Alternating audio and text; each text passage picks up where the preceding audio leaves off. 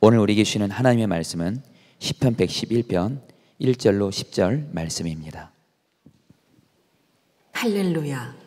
내가 온 마음을 다 기울여 정직한 사람의 모임과 회중 가운데서 주님께 감사를 드리겠다. 주님께서 하시는 일들은 참으로 훌륭하시니 그 일을 보고 기뻐하는 사람들이 모두 깊이 연구하는구나. 주님이 하신 일은 장엄하고 영광스러우며 주님의 의로우심은 영원하다. 그 하신 기이한 일들을 사람들에게 기억하게 하셨으니 주님은 은혜로우시며 긍휼이 많으시다. 주님은 당신을 경외하는 사람들에게는 먹거리를 주시고 당신이 맺으신 언약은 영원토록 기억하신다. 당신의 백성에게 하신 일, 곧 문 민족의 유산을 그들에게 주신 일로 당신의 능력을 알리셨다.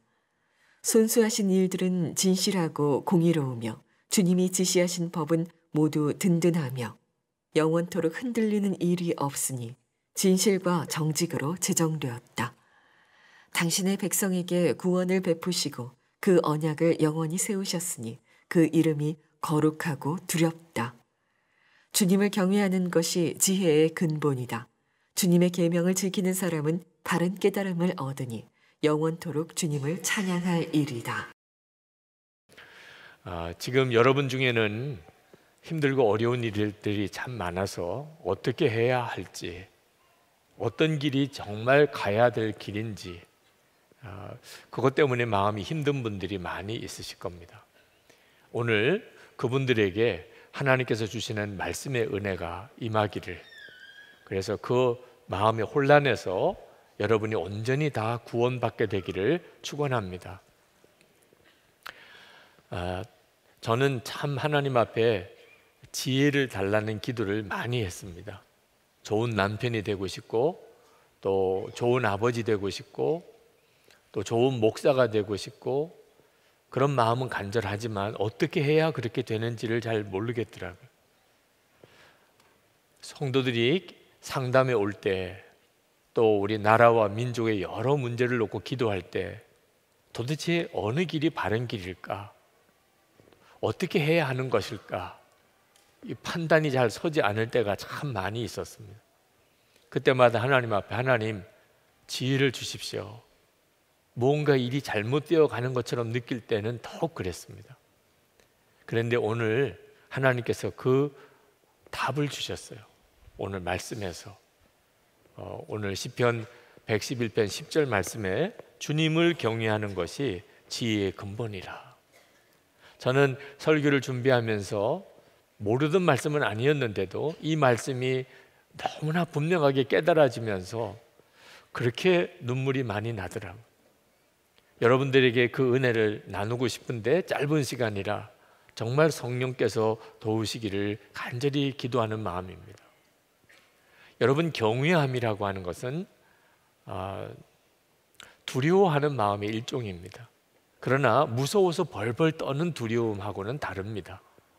경외함이라는 것은 뭐라고 설명할 수 없는 어떤 신비한 힘에 의해서 끌림을 받는데, 한쪽 편으로는 기쁘고 감사가 넘치고 또 한쪽으로는 두려움이 있는 아주 신비한 감정입니다.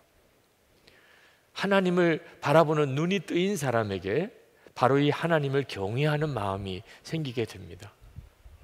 시편 111편에 보면 다윗이 하나님에 대한 고백을 아주 숨이 찰 정도로 이렇게 하고 있습니다. 요약을 하면 하나님은 장엄하시고 영광스러우시며 의로우시며 기이한 일을 행하시며 은혜로우시며 긍휼이 많으시며 우리를 먹이시고 언약을 영원토록 기억하시며 진실하시고 공의로우시며 영원토록 흔들림이 없으신 분이라는 것입니다. 우리 중에 다윗의 이 고백에 대해서 무슨 이의를 제기할 사람 한 사람도 없을 겁니다. 여러분들도 다 그렇지, 하나님은 그런 분이시지 라고 다 동의하실 겁니다. 그렇다고 해서 다윗과 같이 하나님을 경외하는 믿음을 가졌느냐? 그렇지는 않습니다. 다윗이 하나님에 대해서 이렇게 고백하는 것은 그저 듣고 배워서 아는 하나님에 대한 지식이 아니었던 것입니다. 실제로 다윗이 경험하여 알게 된 하나님입니다. 다윗은 하나님을 실제로 체험하고 하나님과 동행하는 삶을 살았던 사람이었기 때문에 다윗에게는 하나님에 대한 경외함이 있었던 것입니다. 여러분, 여러분에게 정말 하나님에 대한 경외함이 있기를 원한다면 반드시 주님을 바라보는 눈이 뜨여야 합니다. 지난 주간에 있었던 어느 목회자 모임에서 장로교에 속해 있는 어느 전도사님 한 분이 간증을 하셨는데, 김승일 목사님을 참 존경하고 멘토로 여기는 분이라고 자기를 소개하면서 김승일 목사님을 한번 만났는데 자기에게 그렇게 물으시더래요. 전도사님과 함께 하시는 주님을 전도사님은 느끼십니까? 그 이야기를 듣는데 이 목사님 좀 이상한 목사님이구나 이런 생각이 들더래요. 그런데 집에 가는 길에 지하철에서 주님이 함께 계시는 것이 너무나 분명하게 느껴지더래요. 주님이 나와 함께 계시지.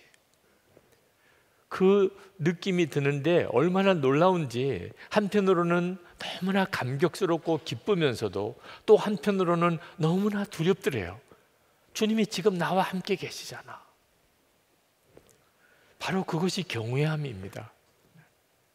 그때부터 주님을 24시간 바라보는 일이 너무나 중요하구나 하는 사실을 본인이 깨달았다는 거예요. 여러분, 주님이 나와 함께 계시는 것이 믿어지고 그리고 그렇게 느껴지게 되어지는 일은 우리 삶 전체를 바꾸는 역사가 있습니다. 그런데 잠깐 그런 경험을 했던 거하고 늘 그런 경험을 하는 거하고는 완전히 다릅니다. 여러분들에게 24시간 주님을 바라보시라고 그렇게 권해드리는 이유는 주님이 나와 함께 계시는 것이 정말 믿어지고 그 주님을 바라보게 될 때 우리 인생은 비로소 하나님의 계획 가운데 사라지게 되기 때문에 그렇습니다. 이것이 하나님을 경외함입니다. 여러분, 주님이 함께 하신다는 것이 믿어지는 것, 그리고 그 주님을 바라보게 되는 것이 하나님을 경외하는 것입니다. 하나님을 경외하자 그러면 다 아멘이죠. 반대할 분 누가 있어요? 그런데 실제로 하나님을 경외하는 사람을 찾아보기는 굉장히 어렵습니다. 이유는 하나님을 믿는다고는 하지만 실제로는 하나님을 바라보지 못하고 살고 있기 때문입니다. 하나님은 크고 능력이 있으신 하나님임을 우리는 다 압니다. 하나님의 나라가 있어서 이 세상은 다 이제 사라지고 하나님의 나라가 이 땅에 임할 것도 우리는 압니다. 예수 그리스도께서 우리의 죄를 위하여 십자가에 죽으신 것을 우리가 압니다. 그 주님은 지금 나와 함께 계신 것도 우리는 다 압니다. 여러분, 이 일들이 얼마나 놀라운 것인 줄 아시죠? 정말 믿어지지 않을 정도로 놀라운 성경의 진리고 그리고 복음이잖아요. 이 엄청난 사실을 믿는다고 하면서도 기쁨도 없고 감격도 없이 사는 것도 또 현실적인 실제입니다.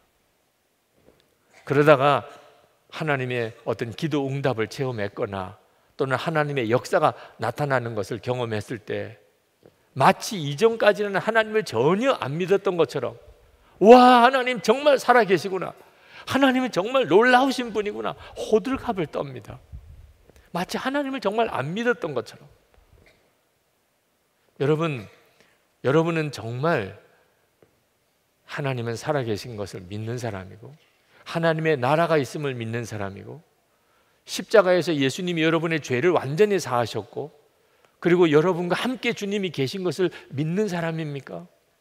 거기에 합당한 경외함이 있습니까? 요점은 그 주님을 만났느냐 하는 것입니다. 복음을 들어서 아는 것이 아니고 나에게 살아계신 하나님, 또 지금도 나와 함께 계신 주님을 만났느냐 하는 것입니다. 하나님의 존재를 믿고 하나님의 사랑을 믿는다고 하나님을 경외하는 건 아닙니다. 하나님을 믿는다면서 말 함부로 하고 또 행동 함부로 하는 사람 많습니다. 하나님을 사랑한다고 말은 하면서 은밀히 죄 짓는 사람도 많습니다. 그것은 하나님을 경외하는 것이 아닌 것입니다. 하나님을 바라보지 못하면 절대로 하나님을 경외할 사람 없습니다. 어떤 사람이 진짜 하나님을 경외하는 사람인지는 말만 들어봐도 알 수 있습니다. 시편 34편 11절에 너희 자녀들아 와서 내 말을 들으라. 내가 여호와를 경외하는 법을 너에게 가르치리라. 그리고는 13절에 내 혀를 악에서 금하며 내 입술을 거짓말에서 금할지어다. 하나님을 경외하는 사람은 말이 다르다는 겁니다. 참 부끄러운 고백이지만 몇 주 전에 예배를 다 드리고 그리고 이제 집에 들어가는데 알지 못하는 번호가 계속 전화가 걸려와 있더라고. 그래서 그 전화를 받아보니까 형사래요, 자기가. 그러면서 아니 남의 차를 이렇게 부딪히고 그냥 뺑소니 치는 법이 어디 있느냐, 빨리 경찰서로 나오라는 겁니다. 너무 황당하더라고요. 나 하루 종일 교회에서 예배드리고 설교하고 그리고 교회에서 회의하고 그리고 이제 집에 돌아가는데 무슨 남의 차를 부딪힌 적이 있겠어요. 그때 딱 느낌이 보이스피싱이구나, 그게 딱 느낌이 오더라고요. 아, 나를 이렇게 얽어매려고 하는구나. 그래서 말도 안 된다고 그랬어요. 아니 분명하다는 거예요. 증인이 있다는 겁니다. 고발이 들어왔대요. 그래서 제가 마음대로 하세요. 네. 마음대로 하시라고요. 그랬어요. 네. 그리고 전화를 끊었습니다. 그렇지 않아도 막 하루 종일 사역이 끝나고 피곤한데 자꾸 그런 전화가 걸려오니까 짜증이 나더라고요. 근데 계속 또 전화가 와요. 그래서 아주 차단을 시켜버렸어요. 근데 참 창피하게도 우리 교회 차량이 다 제 이름으로 돼 있더라고요. 저희 교회 차 운행하시는 분 한 분이 그날 어느 차를 이렇게 부딪히고 지나가셨는데 운전하시는 분은 그걸 모르셨던 것 같아요. 근데 그 차 주인이 보고 그 차 번호를 신고를 한 겁니다. 아, 그 형사한테 얼마나 미안하든지. 네. 가서 이제 해명도 하고 또 합당한 모든 그 배상도 다 하게 했지만 그 형사가 뭐라고 생각했겠어요? 그 선한 목자교회 담임 목사 보통 성질 아니더라 그랬을 거 아니에요. 아, 그때부터 제 마음에 앞으로 보이스피싱 하는 사람에게도 친절하게 해야 되겠다 그런 생각이 들었어요. 그 사람에게도 전도해야 되잖아요. 네. 우리가 하나님을 경외할 때의 말과 하나님을 경외하지 않을 때의 말은 완전히 달라집니다. 그 핵심은 그 순간에 주님을 바라보았느냐 하는 것입니다. 예수님께서 지극히 작은 자 하나에게 한 것이 곧 나에게 한 것이라 그렇게 말씀하셨는데 우리가 어떻게 모든 사람을 예수님께 하듯이 할 수 있겠어요? 근데 어려운 일이 아닙니다. 항상 주님을 바라보면서 사람을 대하면 그러면 어떤 사람에게든 죽게 하듯 하게 됩니다. 믿지 않는 남편을 둔 그런 여성도에게 베드로 사도가 아주 부담스러운 권면을 하신 적이 있습니다. 베드로 전서 3장 1절입니다. 아내들아 이와 같이 자기 남편에게 순종하라. 이는 혹 말씀을 순종하지 않는 자라도 말로 말미암지 않고 그 아내의 행실로 말미암아 구원을 받게 하려 함이니. 어떻게 행실로 말미암아 남편을 구원할 수 있겠는가? 도무지 믿어지지 않는 분이 있으실 거예요. 근데 어려운 일 아닙니다. 주님을 계속 바라보면서 남편을 함께 보는 것입니다. 그러면 내 마음대로 말 못하게 하십니다. 남편이 뭘 잘못한 걸 보았을 때 주님을 바라보면 주님은 말하지 않게 하십니다. 그리고 그 남편을 진심으로 용서하게 합니다. 남편에게 무슨 허물이 있었는데 내 잘못이 깨달아지는 게 있으면 즉시 고백하게 만드십니다. 남편의 마음의 아픔도 고민도 그리고 남편의 마음의 기쁨도 무엇인지를 주님께서 가르쳐 주십니다. 그래서 남편을 향한 말이 완전히 달라지게 됩니다. 남편의 무거운 짐도 이해하게 되고 남편을 격려도 하게 되고 그래서 남편을 세워도 가게 됩니다. 언제까지 믿지 않는 남편이 구원받게 되기를 기다려야 합니까? 그렇게 질문하시는 분이 계셨는데, 남편 구원받기를 계속 기다리면 결국 뒤집어 놓게 됩니다. 정말 끝까지 기다릴 수 없습니다. 오직 함께 하시는 주님을 주목하는, 그리고 순간순간 주님을 주목하고 있음을 기뻐하는 것입니다. 그러면 끝까지 하나님이 역사를 이루실 수 있습니다. 주님을 바라보는 것이 답입니다. 그게 경외함입니다. 그렇게 주님을 경외하는 모습을 보고 남편이 하나님은 살아계시구나, 당신이 믿는 하나님은 진짜 하나님이구나, 그렇게 고백하게 된다는 겁니다. 은밀한 죄를 버리지 못하는 이들이 있습니다. 하나님을 경외함이 없는 거죠. 요셉이 보디발의 아내의 유혹을 받았을 때 그는 죄를 지을 수가 없었습니다. 그는 이렇게 고백했습니다. 내가 어찌 이 큰 악을 행하여 하나님께 죄를 지으리까? 요셉은 유혹의 순간에 하나님을 본 거예요. 그래서 그는 죄를 지을 수 없었던 거예요. 그런데 아나니아와 삽비라는 어땠습니까? 사도행전 5장 3절 4절에 보면 베드로가 이르되 아나니아야 어찌하여 사탄이 내 마음에 가득하여 내가 성령을 속이고 땅값 얼마를 감추었느냐? 땅이 그대로 있을 때에는 내 땅이 아니며 판 후에도 내 마음대로 할 수 없더냐?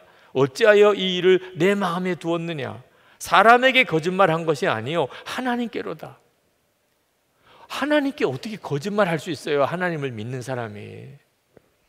하나님을 바라보는 눈이 뜨이지 않고 욕심의 눈이 멀어버리면 이렇게 행동하게 되는 겁니다. 정말 무서운 거죠. 하나님을 경외하지 못한다는 것은 정말 두려운 일입니다. 다윗이 자기를 죽이려고 쫓아오던 사울 왕을 2번이나 살려주었습니다. 한 번은 그의 옷자락을 베고 그리고 살려주었어요. 사울 왕이 멀리 갈 때 큰 소리로 불렀습니다. 왕이여! 돌아보니까 다윗이에요. 자기 옷자락을 베어낸 것을 흔들면서 제가 이런 사람입니다. 제 진심을 알아달라는, 저는 왕을 절대로 해하는 사람이 아닙니다. 죽이려면 벌써 죽일 수 있었습니다. 그러니 저를 그렇게 미워하고 죽이려고 하지 마십시오, 이런 뜻이기도 하고, 또 한편으로는 어떤 마음이 있었느냐 하면 한 번만 더 그러면 너 진짜 죽어, 이런 뜻도 있었던 거예요. 너 죽일 수 있었어 벌써, 그런 뜻도 있었던 거예요. 근데 그게 다윗의 마음을 너무 괴롭게 했습니다. 그가 이렇게 고백했어요. 사무엘상 24장 5절에 다윗은 자기가 사울의 겉옷자락만을 자른 것뿐인데도 곧 양심의 가책을 받게 되었다. 다윗이 뭘 잘못했어요? 너무나 정말 놀라운 사랑을 베풀었죠. 그런데도 아주 마음에 조금이라도 그 사울 왕에 대해서 가지고 있는 그 악한 감정을 다윗이 가책을 느꼈다는, 이게 하나님을 경외하는 사람. 하나님을 이렇게 경외하는 사람은 참으로 복이 있는 사람입니다. 말라기서 3장 16절 17절에 이렇게 말씀합니다. 그때 여호와를 경외하는 자들이 피차에 말하매 여호와께서 그것을 분명히 들으시고 여호와를 경외하는 자와 그 이름을 존중히 여기는 자를 위하여 여호와 앞에 있는 기념책에 기록하였느니라. 만군의 여호와가 이르노라. 나는 내가 정한 날에 그들을 나의 특별한 소유로 삼을 것이요 또 사람이 자기를 섬기는 아들을 아낀같이 내가 그들을 아끼리니. 여호와를 경외하는 것이 얼마나 큰 복인 줄 아십니까? 하나님의 기념책에 이름이 기록되어 있고 하나님이 아시죠. 하나님을 경외하고 하나님을 늘 바라보고 하나님을 바라보는 그 눈으로 사는 사람을 어떻게 하나님이 모를 수가 있겠어요? 하나님의 특별한 소유로 삼으시고 아끼는 아들같이 그렇게 아끼실 것이라. 이것이 지혜더라. 제가 그렇게 하나님께 지혜를 달라고, 하나님 지혜를 달라고 그렇게 구했는데 세상에 다른 사람들을 알지 못하는 것을 알고 앞으로 되어질 일까지 다 내다볼 수 있는 게 지혜가 아니더라고. 지혜는 어느 순간에나 하나님을 바라보는 눈을 가지고 있는 사람, 계속 하나님을 주목하고 있는 사람, 그게 하나님을 경외하는 것이고, 그때 하나님은 그를 지키시고 그를 인도하시고 그를 통해 역사할 수 있다는 거예요. 이보다 더 놀라운 지혜가 있습니까? 사람들은 하나님께서 자신의 삶 속에서 역사하지 않으신다고들 말합니다. 그러나 하나님을 경외하는 사람은 하나님은 자기의 삶에 하나님이 너무나 놀랍게 역사하신다고 고백합니다. 2절 말씀에 보면 주님께서 하시는 일들은 참으로 훌륭하시니 그 일을 보고 기뻐하는 사람들이 모두 깊이 연구하는구나. 하나님을 경외하지 않는 사람들은 어째서 하나님의 역사를 보지 못합니까? 역사하지 않으셔서 그렇습니까? 깨닫지 못해서 그런 겁니다. 믿지 않는 사람들에도, 하나님을 경외하지 않는 성도에게도 하나님은 역사하십니다. 본인이 깨닫지 못할 뿐입니다. 그러나 하나님을 경외하는 사람에게는 하나님의 역사가 보입니다. 요즘 예수 동행일기 리딩 데이를 정했습니다. 토요일이면 한 주간 동안의 일기를 읽어보세요. 월말에는 한 달 동안의 일기를 읽어보세요. 연말에는 1년 동안의 일기를 읽어보세요. 그렇게 일기를 읽어가면서 깜짝깜짝 놀랍니다. 하나님은 진짜 살아계시구나. 내 삶 속에 함께 하시고 말씀하시고 역사하시는구나. 제가 쓴 일기 속에서 보는 거예요. 정말 하나님은 기적을 지금도 행하실까요? 여기에 논쟁이 있습니다. 그런데 하나님을 경외하는 사람에게는 그건 전혀 논쟁거리가 아닙니다. 하나님은 정말 지금도 놀라운 기적을 행하십니다. 4절 말씀에 그 하신 기이한 일들을 사람들에게 기억하게 하셨으니 주님은 은혜로우시며 긍휼이 많으시다. 하나님이 진짜 지금도 기이한 일, 기적을 행하고 계신가요? 물론 그렇습니다. 이스라엘 백성들에게 있어서 하나님의 가장 놀라운 기적, 기적 중의 기적은 출애굽 사건이었습니다. 그건 이스라엘 민족 전체의 간증이었습니다. 영원한 간증입니다. 하나님은 어떤 하나님이냐? 우리를 애굽에서 하나님의 권능으로 건져내신 하나님이죠. 여러분, 예수 믿는 우리들에게도 기적 중에 기적, 간증 중에 간증이 있는데 무엇입니까? 나 같은 죄인이 예수님을 믿고 하나님의 자녀가 된 것입니다. 여러분, 이거 진짜 놀라운 기적 아닙니까? 그리고 그 주님이 지금 나와 함께 계십니다. 이거 모든 예수 믿는 사람에게 이루어진 일 아닙니까? 하나님이 기적이 없다고요? 하나님이 기적이 없으면 여러분은 어떻게 구원받았으며 오늘 어떻게 이렇게 와서 예배를 드립니까? 하나님을 경외하는 사람은 하나님이 기적 속에서 내가 살고 있다는 것을 분명히 아는 사람입니다. 그 사람이 하나님을 경외하는 사람, 하나님께서 그 사람을 어떻게 잊을 수가 있으며 그에게 어떻게 복을 주시지 않을 수가 있겠습니까? 5절 6절에 주님은 당신을 경외하는 사람들에게는 먹거리를 주시고 당신이 맺으신 언약은 영원토록 기억하신다. 당신의 백성에게 하신 일, 곧 문민족의 유산을 그들에게 주신 일로 당신의 능력을 알리셨다. 하나님을 경외하는 것은 정말 복이 있는 것입니다. 10절에 보면 주님의 계명을 지키는 사람은 바른 깨달음을 얻으니라고 했습니다. 여기 바른 깨달음이라는 것, 가장 정말 중요한 깨달음이 뭐겠습니까? 하나님이 함께 계시는 것을 아는 거죠. 하나님이 지금 나와 함께 계시는 것을 깨닫는 거죠. 우리는 예수님 안에서 진짜 바른 깨달음을 얻은 사람이에요. 하나님이 살아계신 것도 알았죠. 하나님이 나를 사랑하는 것도 알았죠. 하나님의 나라가 있다는 것도 알았죠. 예수님 안에서 내 모든 죄가 사함 받았다는 것도 알았죠. 나는 예수님과 죽었고 예수님으로 사는 자가 되었음도 알았죠. 지금 예수님이 나와 함께 계시는 것도 알았죠. 여러분, 이게 보통 깨달음입니까? 거기에 지혜가 있는 거예요. 여기에 우리가 살아가는 모든 삶 속에 어떻게 해야 될지, 어디로 가야 될지에 대한 모든 지혜의 근본이 있는 것입니다.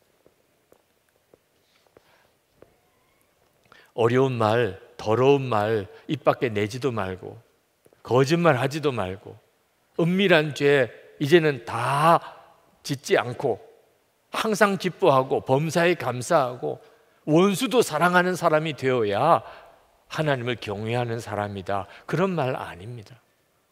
그건 불가능한 일입니다. 그건 이루어질 수도 없어요.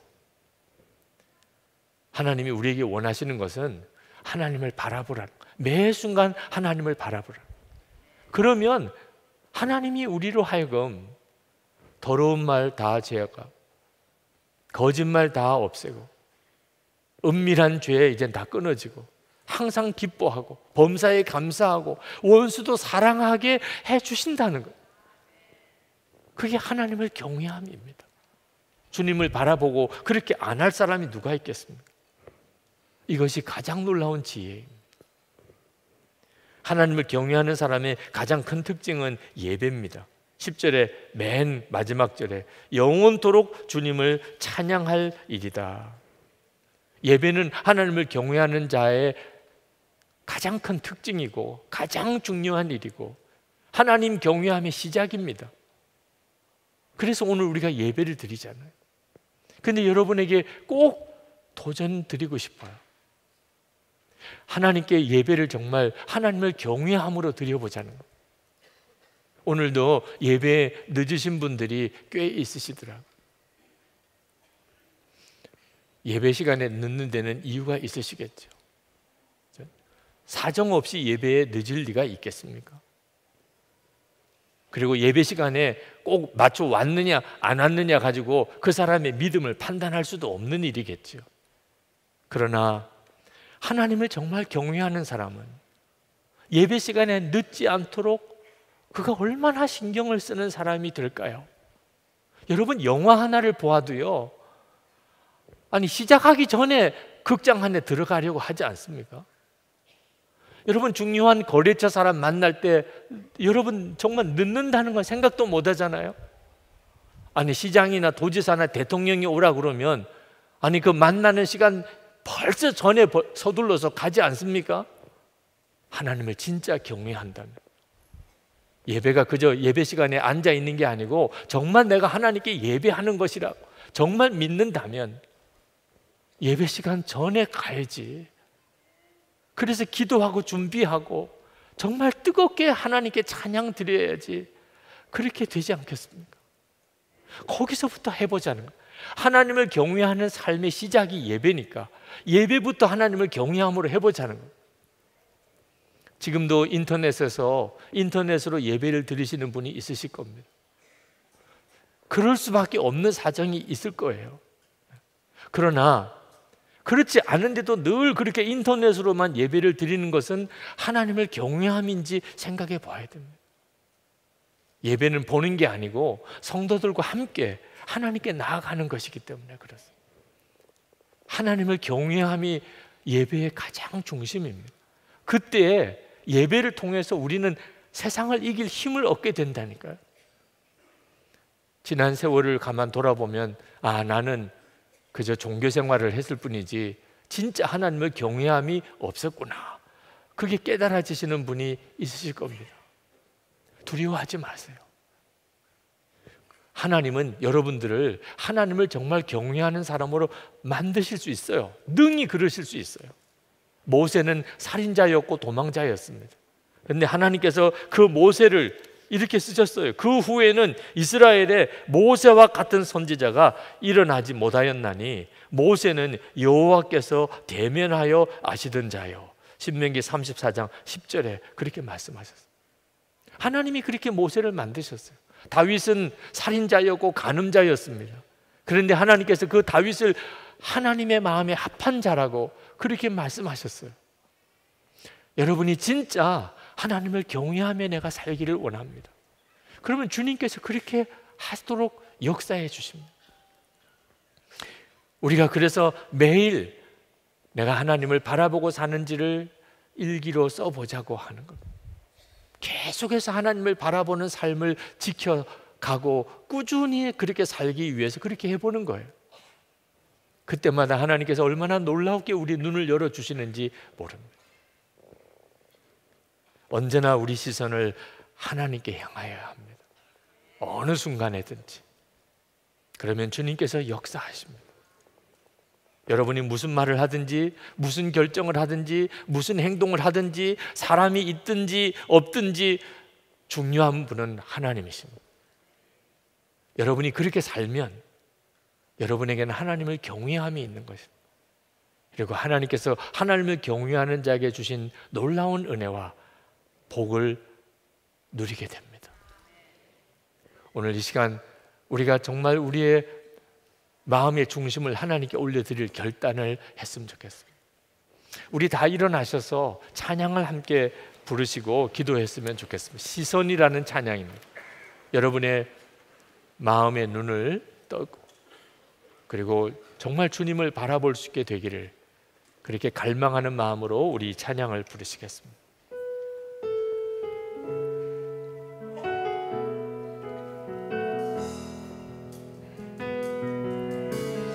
내게로부터 눈을 들어 주를 보기 시작할 때 주의 일을 보겠네.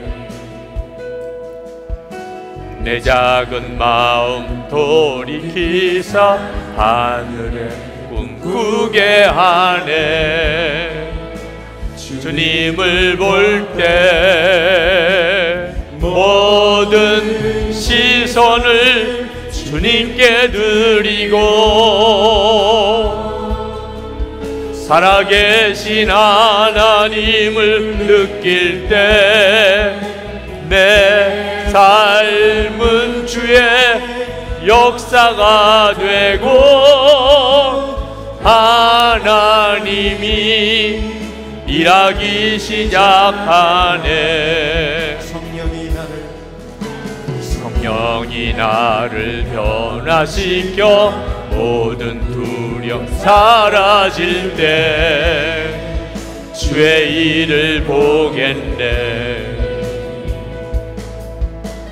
황폐한 땅 한가운데서 주님 마음 알게 되리.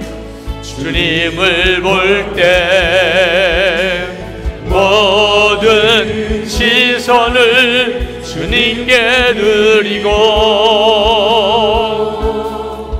전능하신 하나님을 느낄 때 세상은 주의 나라가 되고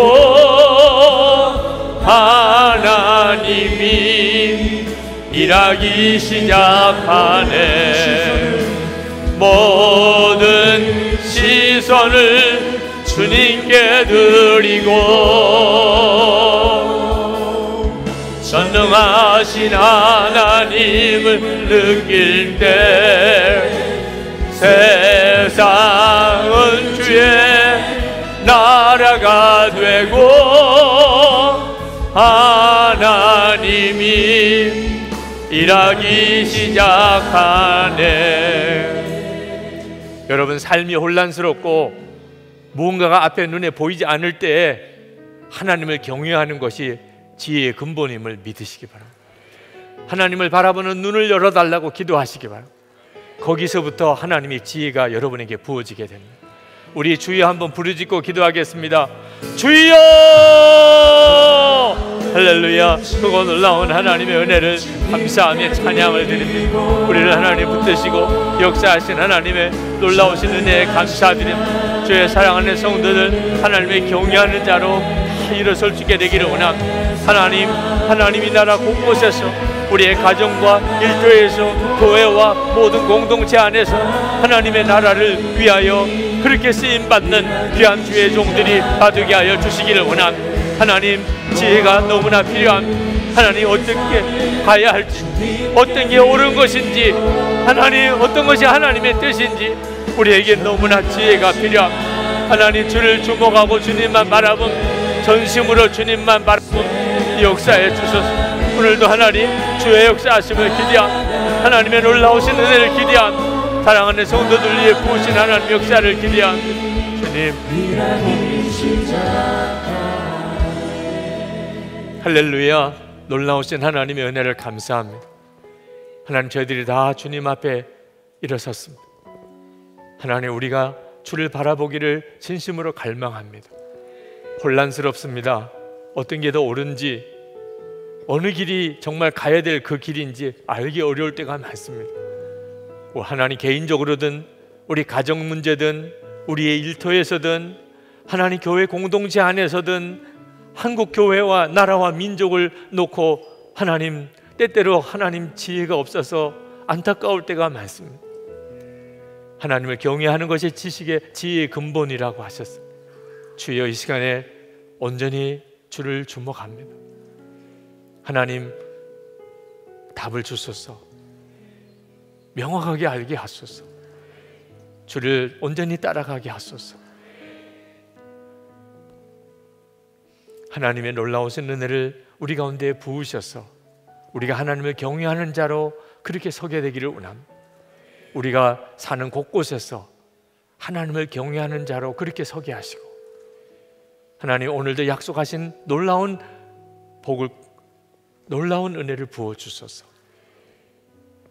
오늘도 하나님께 예배하고 전심으로 감사의 예물을 주께 올려드린 성도들을 주님 받으셨습니다. 하나님을 정말 사랑합니다. 주님 기뻐하는 뜻대로 살기를 원합니다. 하나님, 이 마음, 이 중심 그대로 그렇게 한 주간 동안을 살게 하소서. 오늘 하나님께 예배드린 바로 이 마음으로 한 주간을 살게 하소서. 하나님, 사랑하는 성도들의 삶 속에 주의 은혜를 덮으시고, 그리고 마음의 심령에 주의 인도함을 주시고, 하나님, 가정에서 부부와 부모와 자녀 사이에 하나님의 놀라운 기적을 주시고, 그리고 성도들의 기업을 지켜주소서. 몸이 병든 이들은 오늘 돌아갈 때 깨끗하게 고침을 받고 가게 하소서. 하나님, 이 나라와 민족에도 하나님의 인도하심이 필요합니다. 아버지 하나님, 하나님의 손에 부탁합니다. 하나님, 지금 진행되고 있는 남북 관계가 하나님 어떤 정권의 유지를 위해서 사람의 지혜와 하나님 신념에 의해서 되어지지 않게 하시고 오직 하나님의 역사로 되게 해 주시옵소서. 이 민족의 진정한 복음의 통일이 이루어지게 하소서. 동성애 합법화 등으로 하나님을 대적하는 생각이 너무나 확산되고 있습니다. 이때 교회가 하나님 정말 정결하게 하시고 성도들이 거룩하게 하시고, 그래서 우리의 말과 우리의 행동에 권세가 있게 하여 주시옵소서. 하나님, 김국기 목사님, 김정욱 목사님, 최춘길 선교사님, 중국의 온성도 목사님, 이렇게 억류되어 있는 주의 종들, 지금 있는 그 자리에서 하나님을 경외하게 하소서. 눈동자같이 하나님 지켜주소서. 속히 풀려나게 하소서. 우리 열방에 나가 있는 선교사님들, 또 나가 있는 우리 단기 선교팀, 우리 교우들 하나님의 손에 부탁합니다. 저들의 모든 순간에 주를 바라보며 주의 인도함을 받게 하시고 하나님의 은혜의 통로로 그렇게 사용해 주시옵소서. 오늘도 전심으로 하나님께 예배하고 돌아가는 모든 성도들 위해 우리 주 예수 그리스도의 은혜와 하나님의 사랑하심과 성령의 교통하심이 함께 하시기를 축원하옵나이다. 아멘.